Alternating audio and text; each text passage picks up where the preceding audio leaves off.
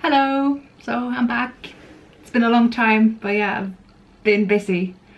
Not to go into too much detail, but was not really in a very good place earlier this year, and that just made me not want to be on YouTube. And later I was in a very good place, and I still am, and that just means I've been also just too busy to read books, and I'm not sure that I'll be that active on BookTube anymore. I don't know if I will have that much time to read. I should be finishing my PhD this year, so I don't really have time to do any sort of vlogging, but I'm gonna try.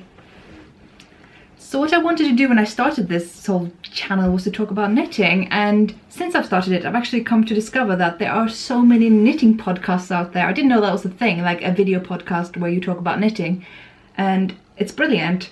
And I find that it looks a bit less stressful, like you could just go on and on and on and talk about knitting for an hour, and I can do that easily. Whereas with BookTube you kind of had to restrict yourself to be sort of within 5 minutes, possibly 10 minutes. It's not ideal for me. And I think that the knitting community is perhaps more my audience, more my age group, and yeah, I could just talk forever about knitting, so I'm gonna do that. And another thing, I think maybe I can add something a bit new to this community. I mean, even if I didn't feel that way, I would probably still want to do this. I still think people should want to do this, even if they're just knitting the same thing that everybody else is, because the more the merrier. But I want to talk about my style of knitting as well, which is sort of Norwegian type knitting. Where I come from, that's like how everybody knits. It's nothing remarkable. It's still amazing to see what people can do, but when I go to knitting meetups here, it's like people are just amazed. They don't understand how I do this whole thing with colourwork and stranded knitting. And I'm equally amazed at what they do. I see lace and I see cables and I see this amazing luxury yarn, and that's not my thing at all. And I'm thinking that with this podcast I can try to like tell you about Scandinavian knitting, and I can also try to take on what people do around here. And when I say here, I mean in London. I live in central East London, and it's amazing. It's an amazing place for a knitter to live, because I got like a loop that way, knit with attitude, wild and woolly, fabrications. I'm living in a pretty nice area, to be honest.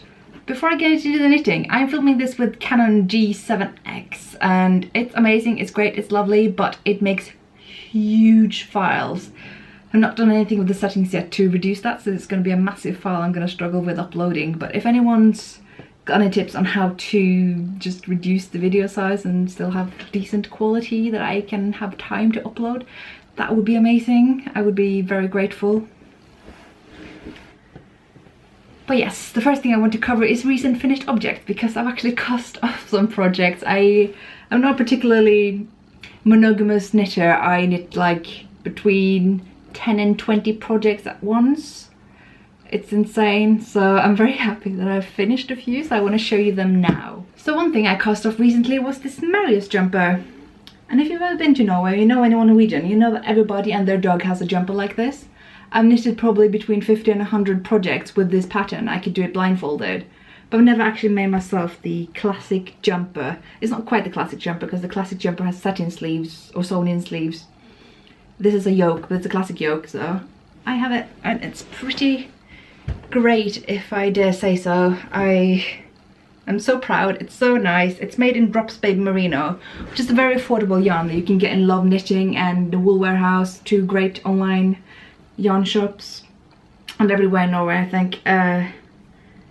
Yeah, it's so nice and soft. It's not scratchy at all, although I do think we can live with a bit of scratchiness, but this one is definitely just soft and warm.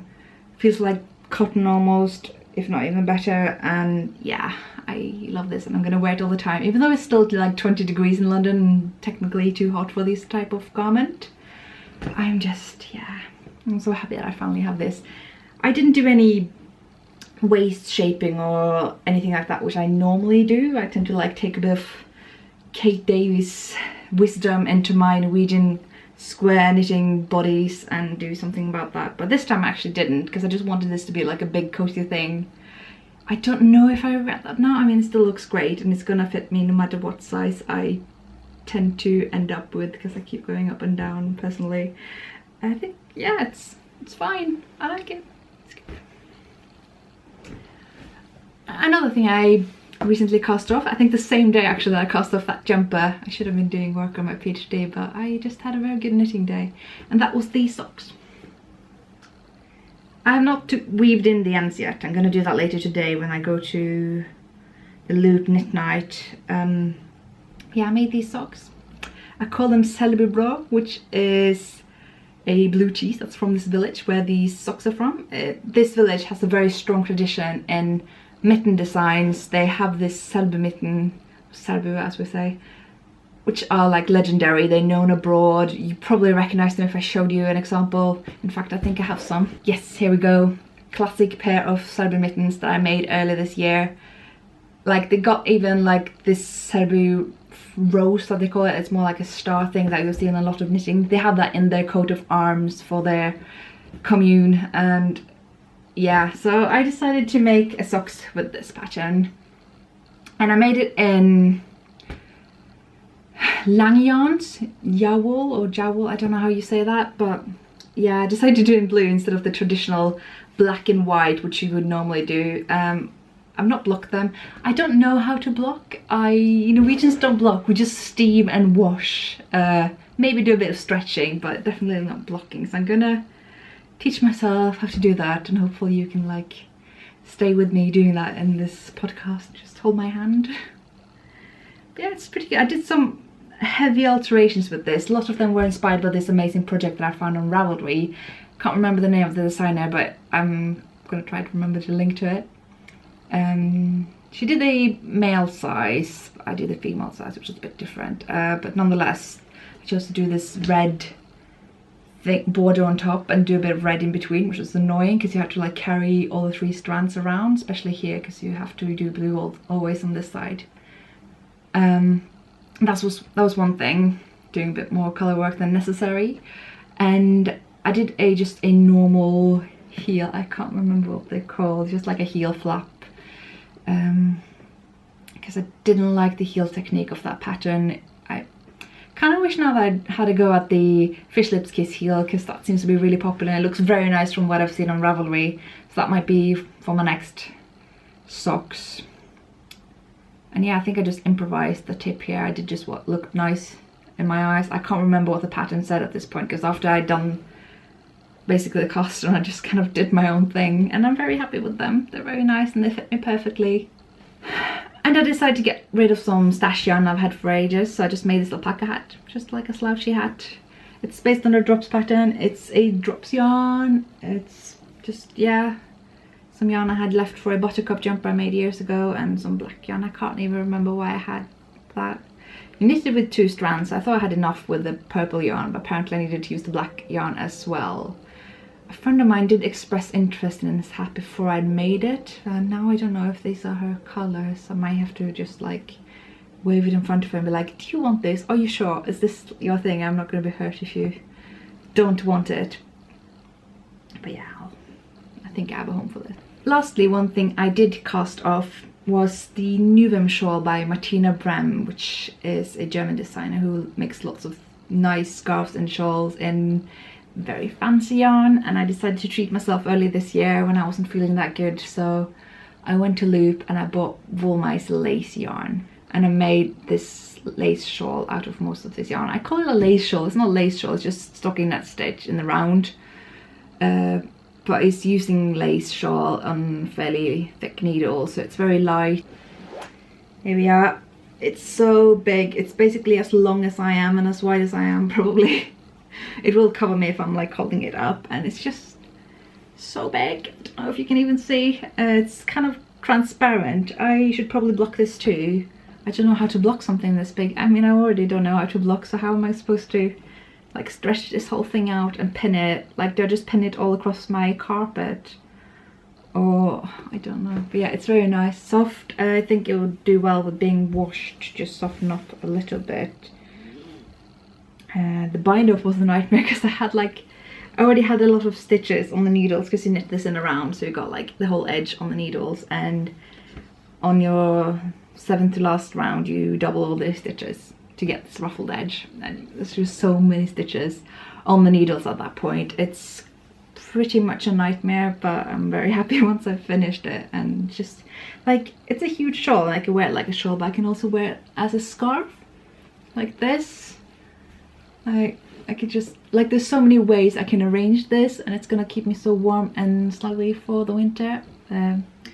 Yeah, it makes me very happy. So I can like wear this as a scarf when I go to work, and when I sit in the office, I can just kind of have it as a warm shawl over my shoulders and look very nice and red. And this is pretty much my favorite color, regardless of knitting or anything. Just bright red, which is, you know, the strength of wool mice yarn. I think wool mice is a bit hyped, a bit overhyped, but it's still really great. Like, I got no complaints about the yarn other than maybe being a bit on the stiff side. So I'm probably going to have another go at wool mice at some point, I'm sure. If I can get hold of some really bright purple bordering on navy, so I can make another Marius in this, that'll be pretty cool. I did save some red yarn for that, so I can make the neckline that's always red. So that was my recent finished objects. I have a few other finished objects as well that I made earlier. I just want to show you because I have to send them up soon. And that is this adorable little jumper. Let's see. It's a tiny Marius for a tiny person, because I have some friends in Northern England who are expecting in just a few months, I think, and I just thought they should have something, so I made this little jumper and a matching hat. So cute. So these will go well together and will be nice for the little person when it's cold in the winter. So yes, very happy about that. I'm gonna ship this off maybe even today, because it's been just laying in my finished object box for a while without really serving anyone any pleasure. So I'm gonna ship it off to the soon-to-be parents. Now let's talk about what's on my needles, because as I've said, I'm not a particularly monogamous knitter. There is, yeah, quite a lot on my needles always. It's actually less now than there usually is. I do have some projects on the needles back in Norway, I think, but I think they're just like destined to be frogged. I don't know. I'm just not, like, I knitted them 3 years ago, and obviously my knitting has changed a lot in 3 years. I don't know how much I want to continue them. One project I do want to finish, even though I did knit it 3 years ago, are these knotted gloves. These. And this is ridiculous. I'm going to show you. I have about this much left. It's been hibernating for 3 years, and this is how much I have left on this one. I mean, I have to make a second one as well, and definitely this finger is a bit longer than it needs to be. But other than that, these are really good. Like, I would actually wear these. So what's been like keeping me, and I don't know if you can see, but it's got this really nice cabling. The red is so vibrant, my camera has a bit of trouble capturing it. But yeah, it's just really pretty, and I made these cables in one evening, even though I had no idea how to do cables at the time. Kind of still don't, so it would be good if I could just make these again.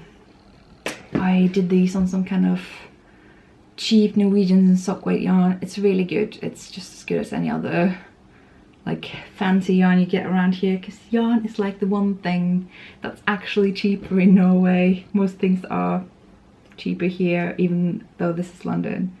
But yarn, I hoard yarn like a maniac when I'm in Norway. As you can see, this is mostly Norwegian yarn that I like carried in my suitcase every time I go back. Yeah.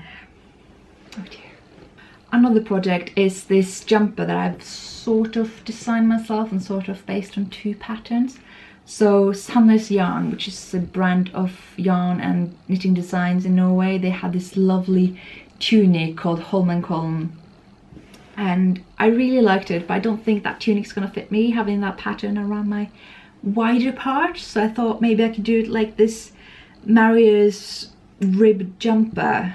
Maybe I can combine them and do something funny there. So I did that, and I made this. I made this little thing, and it's supposed to have sleeves, and that's kind of where I stopped, because I started this like a year and a half ago, January last year. And it fits really nicely, even though the ribbing looks very tight. It's like, it's proper stretchy. I am sure I could wear this, but the sleeve holes are just so big. And when I made the sleeves, they were not that big. So, and they were also too tight. I should have gone up a needle size for sure. So I don't know what to do. I should probably just remake the sleeves in ribbing and just put them on. I have to find a clever way to accommodate for this huge hole. I don't know if I can stitch it together here or just make a really wide sleeve. I really don't know. Like, any advice would be greatly appreciated, because these are like my favorite colors to knit with. I said red is my favorite color in general, but this sort of, I call it plum and cream, but basically just beige and like purplish burgundy something. It's just one of my favorite combinations of colors. Another project that I've been working on, I think I started working on it about May last year. And I remember thinking like, oh, I really like making this. Why do I ever get sick of knitting my projects? I could just work on this forever. But clearly I haven't, because it's not finished yet. And it's this.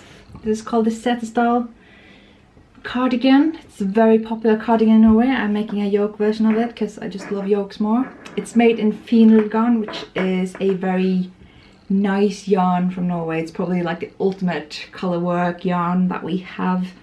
Like, if you ever go to Norway, this is the yarn you should be getting. It's really great. I'm using the pattern from their own brand. I think it's Doma, possibly Peter PT. They're more or less the same. And I really like this yoke. It fits me well. I did actually knit half of the sleeves on each side, but they were like just uneven. They were not like each other. I did the decreases differently. I should probably also explain why I'm knitting this in a very strange way, because this is not a top-down jumper at all. A cardigan, I mean. You cast on from the bottom and knit up, but I'm like, I don't know how long I want to have this. I'm thinking I might do a cropped cardigan, which is not what the pattern says I should do. So I'm thinking I can just cast on in the middle and knit up.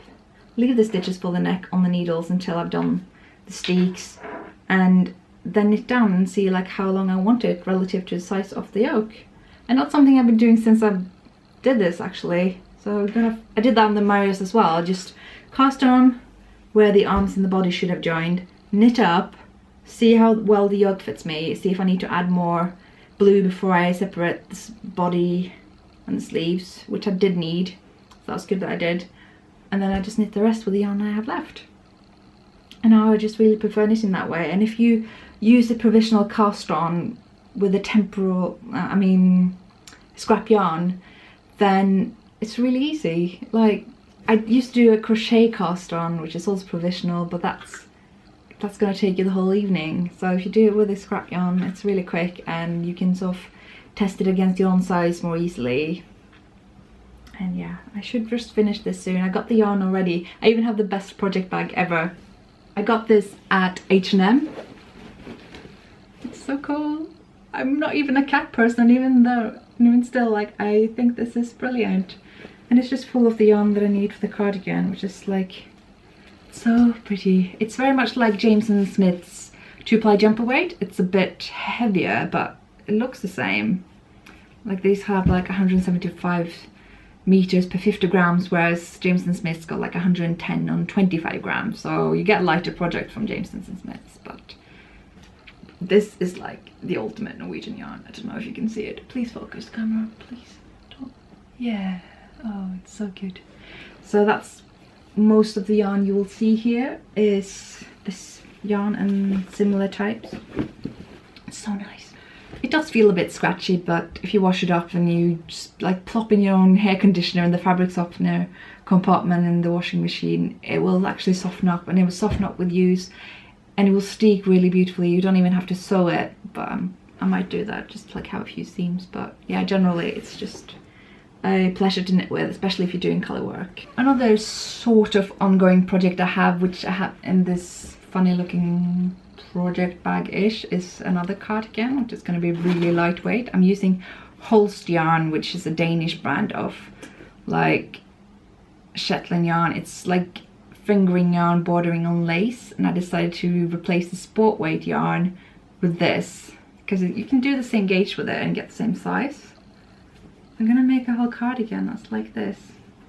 And this pattern is from the first Koftebook, which is a Norwegian series of books, currently 2 books. I'm hoping there'll be more of like old traditional patterns that have been remade for like the current knitting, fashion and yarn market.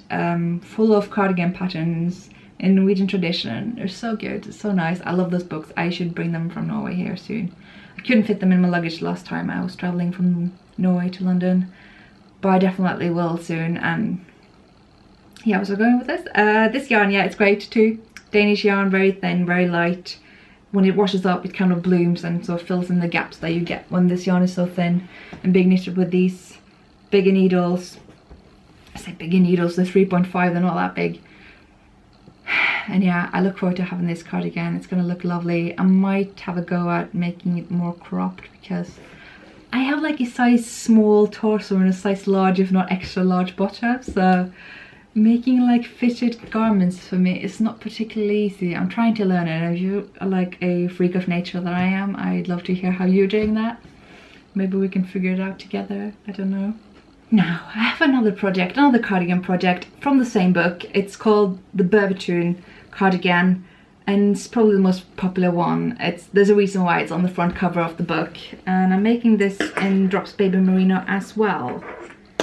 And this is it.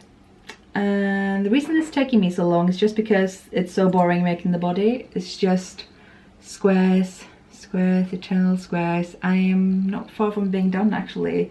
I mean, I have to do the sleeves obviously, but yeah, it's gonna be really nice to wear. It's very like countryside type. I feel like I can see myself wearing this and like wellies and I don't know, just being like in the fields of stuff and things. It's so nice.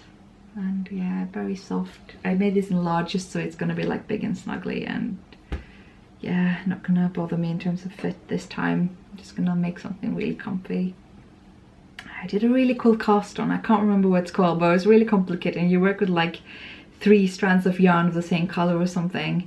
It looks pretty cool. It's like makes a very nice transition to the garment. I'm sure I could do like just a tubular cast on as well, which I'm really fond of. But yeah, I chose this cast on for this method because one of the Norwegian knitting bloggers that I follow, she made this cardigan and it looks so nice. I'm just going to do everything that she did. And now for my more ambitious project, which has actually started before Christmas last year. I was hoping to finish by Christmas, but I realised that was very naive of me, and it's a Christmas calendar of mittens. So I made tiny, tiny mittens, and well, it's made in Cascade 220 fingering yarn, which is probably, yeah, it's in the top 5 of my favourite yarns for sure. It's like, it's pure wool, very thin, very light, but not itchy, scratchy, just, yeah, I love it, so good. I have to show you what I made. So here's one example. This is for the 4th of December. So they got a little number for each day before Christmas from the 1st of December until the 24th. So yeah, here's another one for the 12th. Oh, come on, camera, cooperate. So yeah, it's got a little horsey on it. And got the 13th. So like, I made 18 of these. I can show you the whole lot, but I'm not gonna like hold them all up to the camera. I might take a picture and put them on Ravelry or something. Oh god, it never ends. I got some of the needles as well. But I've not been working on this for a while, and I think I only have like 4 or 6 to go. The one thing that bothers me though is that, see the difference? The first 4 I made in smaller needles, and I realized this is wrong. They can't be this tiny. They're gonna be like all bulky and not very nice, so I have to just use the right needle size and get them the right size, and maybe make the first 4 again, or just not care. I'm not gonna make the remaining 20 too small just because I made a mistake in the beginning. So now they're the right size, and oh, they're all so lovely and soft. Back to our thread. Here we go. Oh, there's so many. Ah, tiny mittens. They're so cute. Oh, look at that. I could just, oh, I can knit these mittens forever. Sad thing is, like, even if these are quite tiny, they take me about as much time as making big mittens, because they are just got like tiny, tiny stitches on these. I might have a go at using this yarn actually making Latvian mittens, because they use tiny stitches, very small gauge. Oh yeah, it's such a cool project to be working on, and I should be finished by this Christmas, I'm sure. I'm in September and I don't need that much time to make the remaining 4 or 6. So we'll see. Another ongoing project, which is mostly hibernating, is a mitten that I made very early this year. it's a lace mitten, and it turned out to be just too small for me, even though it has the right gauge. But it might just be because it's lace, and if I block it, it will be the right size. This is how it looks now, and I don't know, I might give this a solid or something, because it's very tight on my hand. It's not too comfortable, like the ribbing starts here when it should really start here. So I don't know. But yeah, they're very nice. It's a good pattern. It's again made in Drops Baby Merino. This design is by the Needle Lady, which is a Norwegian designer on Ravelry. She's made quite a splash with her cardigans, but she also made these mittens earlier this year, I think, and they're really good. Yeah, we're still not done showing off projects. I've been working on this lace shawl, and I can't knit lace. That's interesting, right? It's this. I forgot what it's called. The Echo shawl, I think it's called. I'm making this in fibre-based scrumptious lace in a very nice burgundy colour. It's so complicated. Even if I'm like really mindful of how I knit, I make mistakes, and I got lifelines all over the thing. Actually, no, I think I only have 2 lifelines in here, which is pretty good for me. If you don't know, like lifelines is when you like put your stitches on a thread as well as the needles, so that you can go back to that thread when it's no longer on the needles but further down your work if you made a mistake. It's pretty handy with lace, because there's no way you can just like pick up the stitches further down. And yeah, I got like, you're repeating these rows of flowers, and I got like 10 rows of flowers here, and I've got like only 3 or 4 to go now. So then I can start on the like finishing border and actually have a lace shawl. And again, I need to teach myself how to block, because it's not going to look very nice until I blocked it, is it? And we're not done yet. There's more. I am working on these mittens, which are so beautiful. The pattern is amazing. It's just a shame that, again, they don't really fit my hand. Like, this is not good. I can, like, as the other mittens, I can fit them on, like, really pull them on, but it's not comfortable. So again, might be a gift, might be something I'll sell. I don't know how to sell my knitting yet, but I might be a market for that in London. Be like, oh, Scandinavian mittens. And I made these in another Roma yarn, which is Baby Panda. Don't worry, it's not made of pandas or anything, or their fur. It's merino yarn, but it's oh, come on, focus there. But it's made of like merino that feels like wool. The other merino that I use, it doesn't feel like wool. It feels like cotton. It's just really warm cotton. But this is just perfectly, just not scratchy, but it has that feel of wool. I can't really explain it. It's just, yeah, one of my favorites. Definitely gonna try buy that more when I come back to Norway, which I shouldn't buy more yarn. Just want to talk about this project bag as well. Like, it's a toiletry bag that I got from Norway in the Marius pattern. Like, you can get anything in the Marius pattern in Norway, I'm sure. I got a smaller one for my makeup, and this one is just for knitting. I'm making another Marius, and this is one with sewn in sleeves. So I need to like stick the armholes here and put the sleeves on. Yeah, it's just like a scrap yarn, not a scrap yarn, but like, I don't know, yarn stash thing I'm doing here, which is why I cast on the middle, because I really don't have enough yarn for this jumper. So it might be like a really short cropped Marius. So I've made the sleeves. I am working on the second one. I also cast on those right in the middle. So I'm just knitting the most important bits first. I'm gonna put them on, see how much yarn I need for the sleeves so that they are full length, and then use the remaining yarn for the body and whatever I have left for the neck. And it's just gonna be a nice little cropped, maybe a bit vintage style Marius that I'm gonna give for Christmas to a friend of mine, I think. And I got this really cool like project thing for it. I got a tiger the other day. It's just really cool. I can have my yarn in here and like carry it like to the edge of my bed and sit in my bed and knit. It's pretty cool. I'm sure I'm supposed to have like newspapers and magazines in this, but you know, it's all about knitting here. I went to the Loop Knit Night like a fortnight ago, and they had this yarn swap, and I feel really bad because I didn't know about it. They had a yarn swap, and they were like giving away Madeline Tosh yarn. Madeline Tosh sock. So I was like, I would like to have it if you're giving it away, but I don't have anything to give back. And they're like, yeah, well, I didn't like this shade of red, so here you go. So I'm making this trillion shawl designed by Martina Brem. So as soon as I cast off the other Martina Brem pattern, I cast on this, and it's so nice. This is the other skein that I was given. I feel so lucky because this is the kind of yarn I would never afford myself, I'm living on a very strict budget. I'm a self-funded PhD student, international even, I'm not in the EU. So, you know, life is rough. I don't have enough money to buy this kind of thing. So I'm so grateful that someone's just willing to give this away. And I'm gonna, like, it's gonna have a very good home. And I'm gonna, like, make something of it that does it justice. It's a very lovely shade of red, I think. A bit too much orange for my taste, but I think it's gonna look nicer on me than I would have thought if I was to pick this up out in a shop. And now we're on the last project that I have on the needles, I promise. It's a pair of socks that I'm making on this other yarn I was given. And this is like, I think it's called Brooklyn Handspun Persephone. Come on, camera, focus. It's not that hard. And like, the person who was giving this away didn't really like the colours. She was like, it's just not mine, like the green and pink. I don't like it, and nobody really seemed to want to take it over. Like, she was leaving with the yarn until I said, well, I have a friend who likes red colours, maybe she'll like it. She wasn't quite keen on the pink either. So I thought, well, I'll try to make some socks of it if I mix it with this Cascade Heritage yarn, which is in like just beige. So I'm doing that now, and they're almost, like the first sock is almost done. And it's really weird, like I'm making this like sock pattern on Ravelry by Fnug. I don't know what it's called. Like, I think they're just called circle socks, and they're supposed to have circles on there, but they are hardly showing because of the variegated yarn. But they still look kind of cool. Like, I don't know how much you can see because the brightness of my camera. You can see pictures in Ravelry as well. And this is the back of the sock, which actually I think looks nicer because it's like alternating stripes vertically with the heritage yarn, but horizontally you get striped from the variegated stuff, which is kind of cool.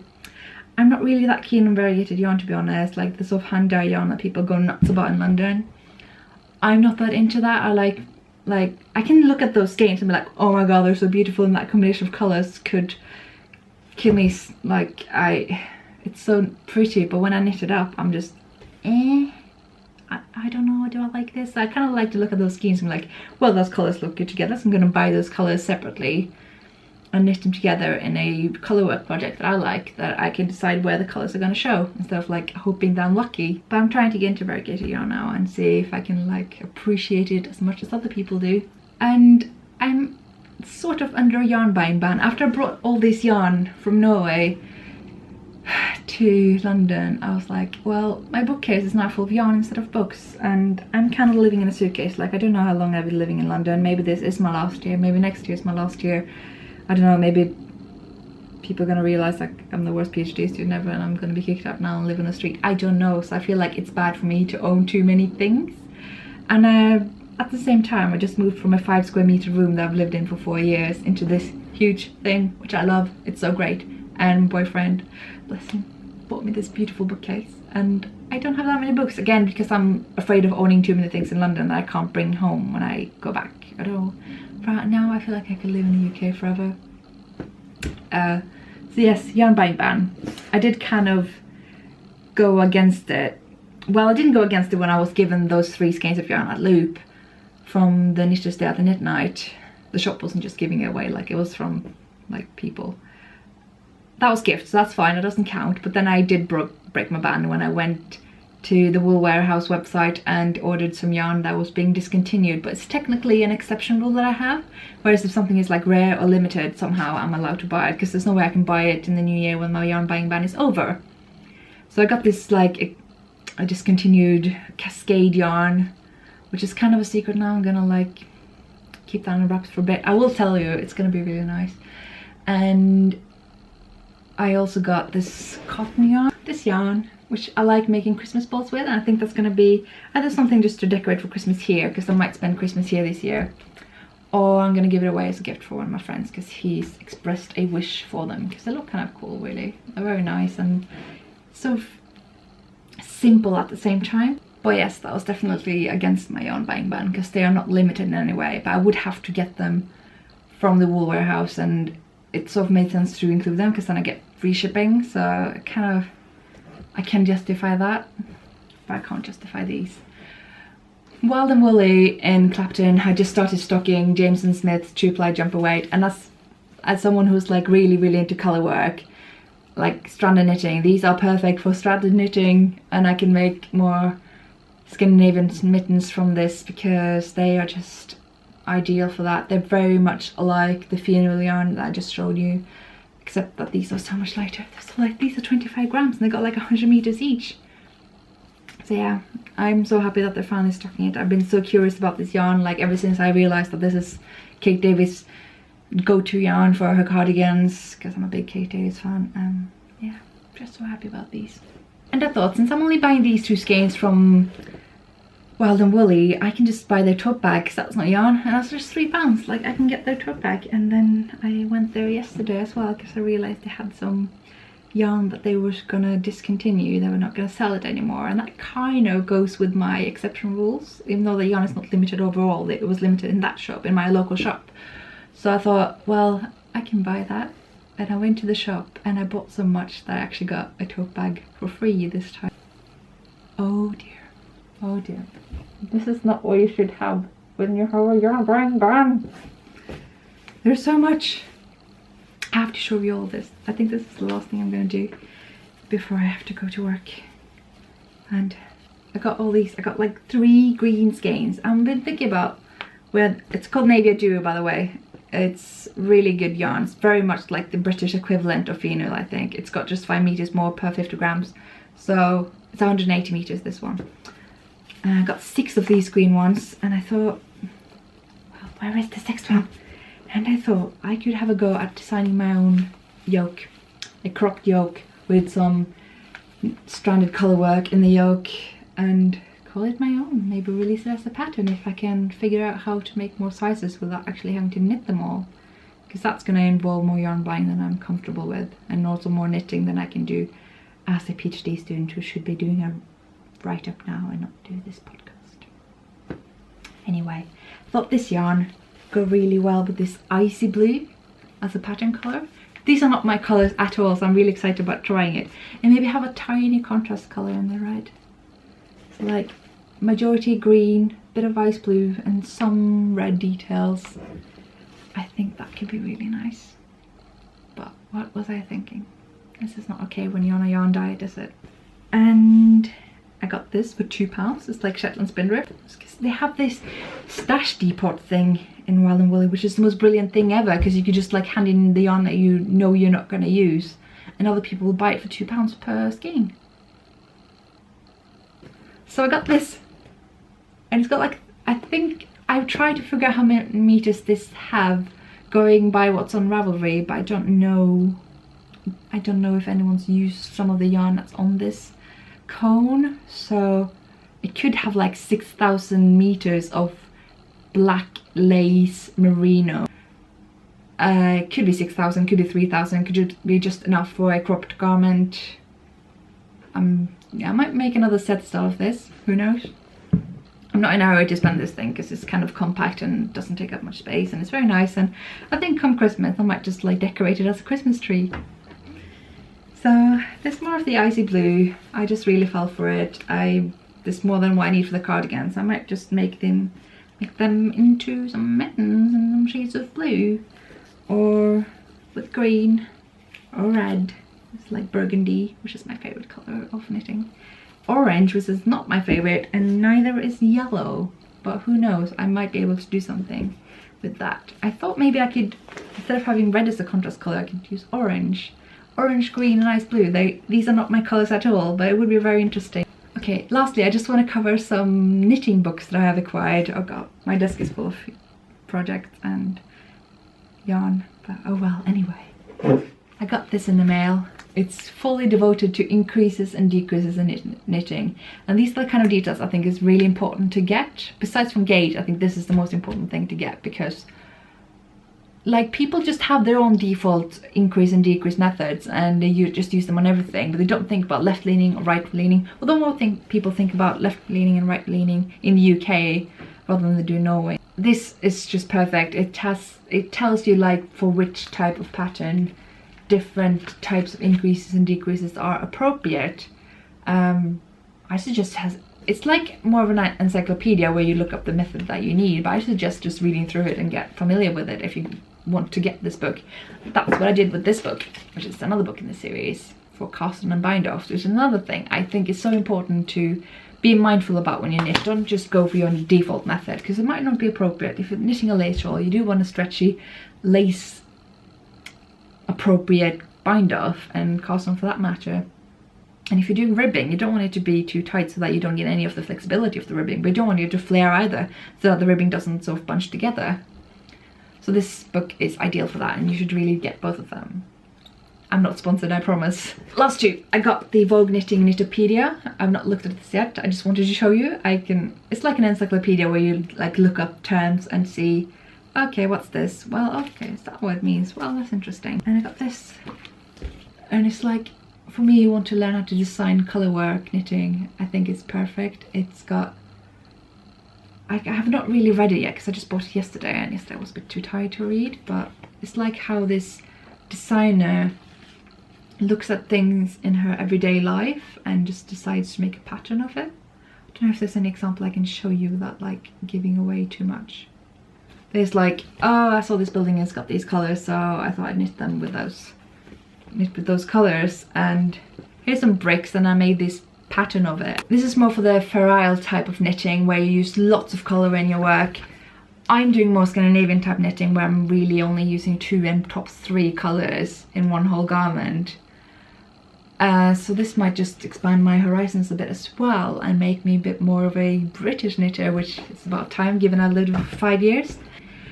And yeah, I've got some more knitting news to introduce. Like, I've been asked to host a Scandinavian knitting class, and I have no idea how to host a class. I've got plenty of knowledge about how to knit Scandinavian style, knitting in the round, knitting with multiple colours, making mittens and socks and jumpers, yokes, whatever, steeking even. I just don't know how to host a class, and I don't know if there's enough time to teach people how to knit Scandinavian mittens. So if anyone's got any tips on how to host a class, I think I get to have like 3 classes over the course of 3 weeks, so 3 hours for the same people. I don't know what's enough. Maybe I should just do hats. We'll see. Tomorrow I'm going off to Cambridge, so I'm allowed to buy some souvenir yarn, because that's another exception for my yarn buying ban. And then I'm going to loop knit night tonight. So yeah, knitting's all around. And I'll see you later. Bye!